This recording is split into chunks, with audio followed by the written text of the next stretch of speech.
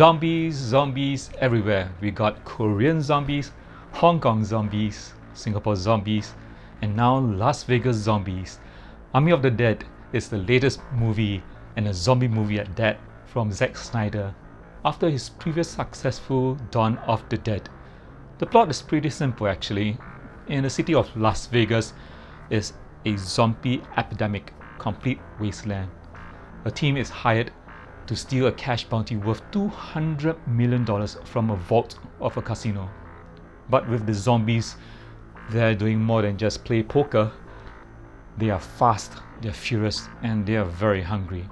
So, can the team win and survive? So let's place our bets.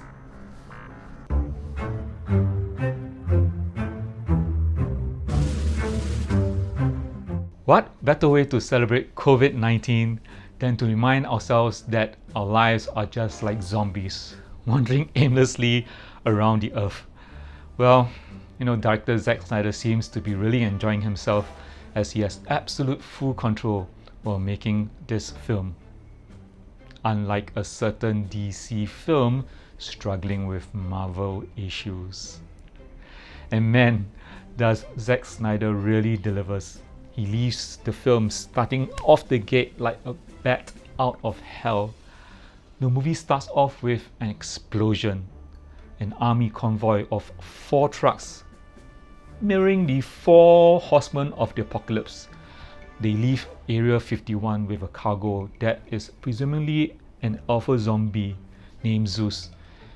We think that he's mixed with a little bit of alien DNA because at the background we see 2 flying saucers immediately leaving, like kind of escorting the entourage, and they're flying off to the sky quickly. So after the explosion, Zeus comes out, a fight ensues, and after having the soldiers for dinner, we see Zeus heading to the bright lights of Las Vegas for a midnight snack.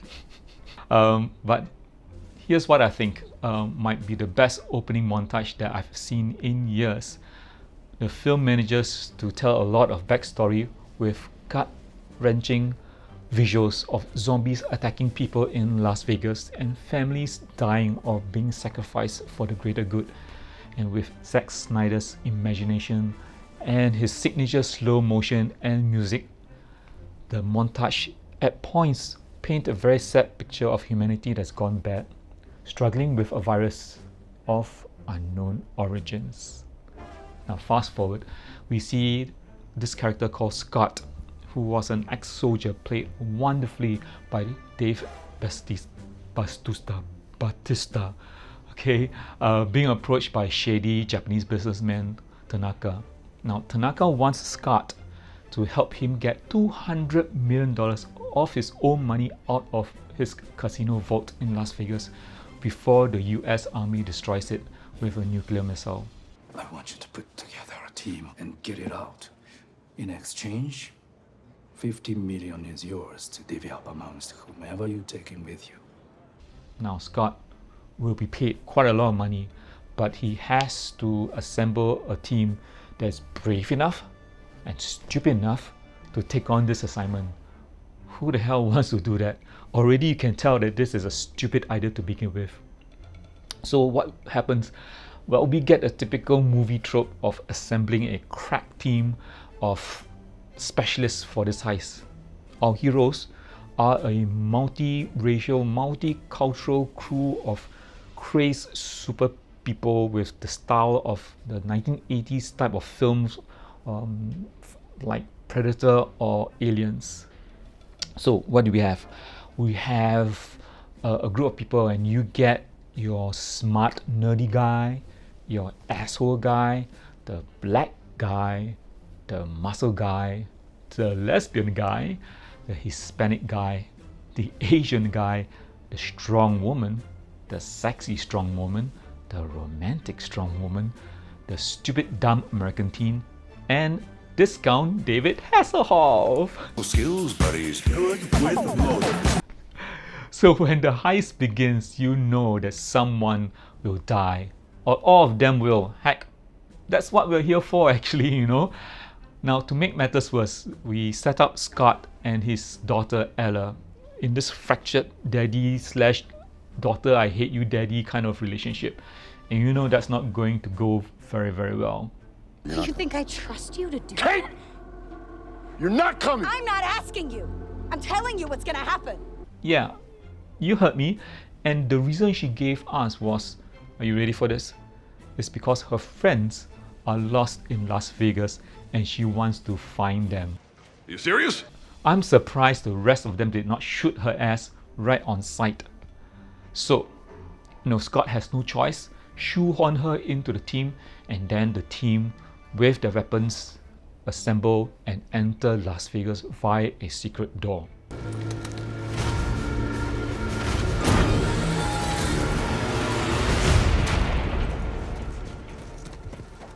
There they are. The Shamblers. And damn, I'm telling you, that place looked like hell. It literally looks like the land of death, and it's frightening. Bodies of zombies, I think 1,000 plus of them, drying in the sun. Okay, and then we are told that when the rain comes, they will reanimate, they will resurrect. You know what? That's kind of a very interesting concept. It's just a pity that we didn't really see it in the film. Oh, by the way, one more thing I observed. They entered through a secret door. The door was still open. No one closed the door. I mean, the zombies could have actually entered to the real world. You wouldn't leave the door open when you're in the toilet, right? Anyway, the film has something new to offer to us. They have a zombie tiger. That's a goddamn zombie tiger. That's crossing the line. That patrols the area, and also a zombie horse with Zeus riding on it. That's fantastic. I've never seen it before, and Zack really knows how to really push the genre. Fun fact, I saw the making of and the behind the scenes of this particular film. I saw how they did the horse special effects for it to be zombie. It was genius.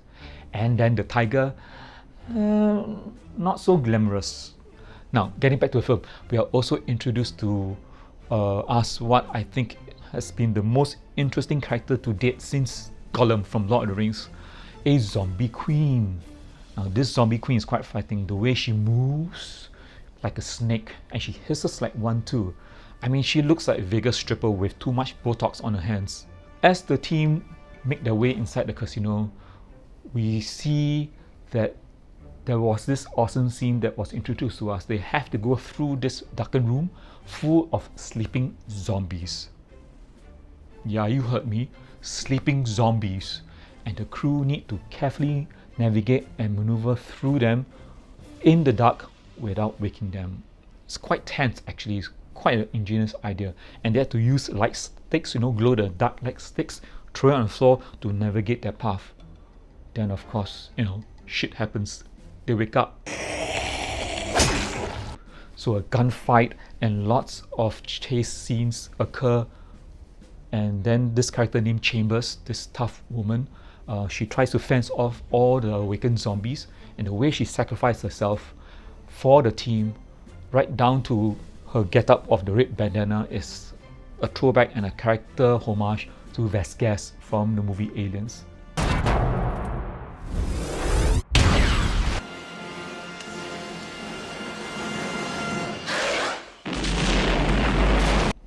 There are also some light-hearted moments also. I mean, we can see that there's this scene inside the vault where the team was faced with lots of booby traps for them to enter the vault. And the way and the solutions that they actually try to go through the vault is very hilarious. You gotta watch it to believe it. It's freaking ridiculous. Now, Zack Snyder also gave us a very interesting twist. Tanaka's bodyguard, this Count David Hasselhoff, also known as Martin in the film, kills the zombie queen by cutting her head off.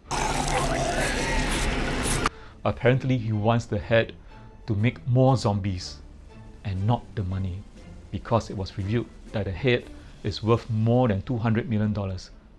So the rest of the team was lied to. Damn, You just know that this guy is going to be the next to die because he freaking betrayed the whole team.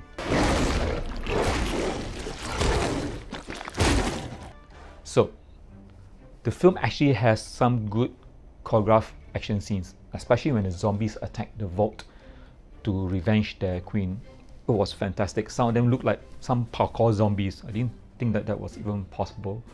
But because of that action scenes, the body count started to rise, lots of eating, lots of chewing, lots of blood and lots of gore. Man, it was really awesome to watch.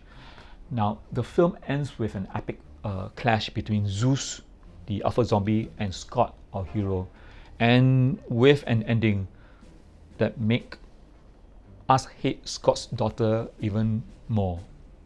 That bitch. I mean, I hated this ending. It could have been better. I do not really want to spoil it too much for you, but let's just say that it leaves me scratching the head. Anyway, as a bonus, we also get this so-called end credit sequence whereby we review that one of the character, Vallejo, escaped from the vault underground after the nuclear blast, and with bags of cash, he walks to civilization, charter a plane, and then later on he realizes that he was bitten, most probably by Zeus. And what makes it even worse, that he is on his way to New Mexico. So will he be the new Zeus and affect the whole of Mexico? And then we have a part 2? I don't know. We just have to wait to find out. You know, this particular movie took me by surprise. Here's what I really like about it. I mean, I like the concept of zombies who are mindless and greedy monsters infecting Las Vegas, a place where there are mindless and greedy rich monsters. It's a match made in heaven. Also, there's a lot of homage to the 1980s action and the film tropes that comes with it. You know, like aliens. Basically, just like an alien copycat movie. And that's what makes this film very interesting and, you know, yet mindless at the same time. Top marks to the concept of fast and intelligent zombies that not only can think, communicate, organize, and spoiler alert, make babies. Yeah, you heard me. Zombies getting busy.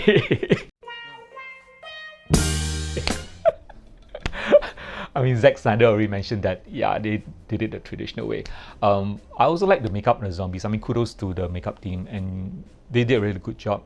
And the zombie queen really looks very frightening, but don't let that fool you.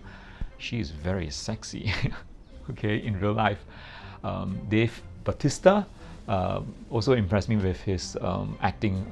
He has quite a good emotional range. I mean, his subtle approach to his character was quite an enjoyable journey to watch. I can see that he's trying to shed off his tough guy image, especially people that recognize him from Guardians of the Galaxy. Also like take Notaro's character of Marion, the helicopter pilot, a lot. She's easiest the scene stealer here actually, and her character is so much fun. She has such a dry wit about her. Her humor is quite spot on. Good. I actually found a pool. Been working on my tan. Gotta even this shit out, you know what I'm talking about? So this is actually, to me, I think it's a masterstroke in casting, because the original actor that was playing this helicopter pilot was involved in a scandal, so he had to be replaced.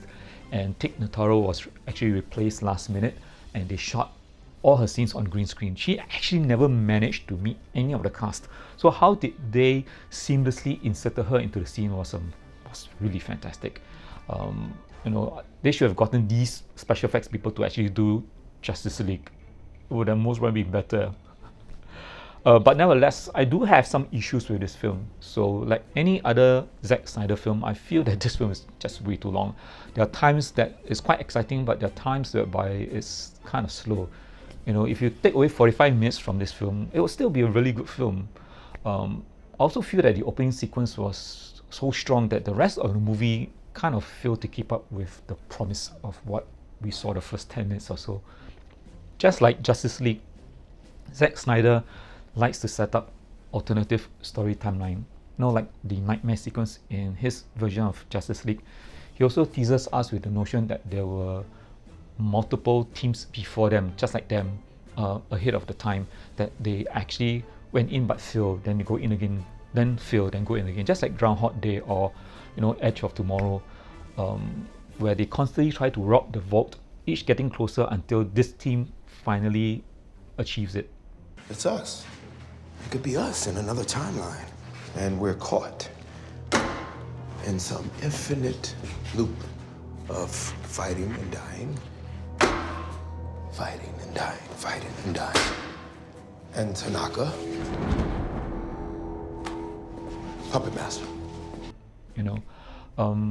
It's not a bad concept. I also feel that the setting up of the characters was not really strong enough for me. I mean, there were a lot of characters. It was a good attempt, but don't get me wrong, but by the time they actually die, I didn't really feel so much attached to them.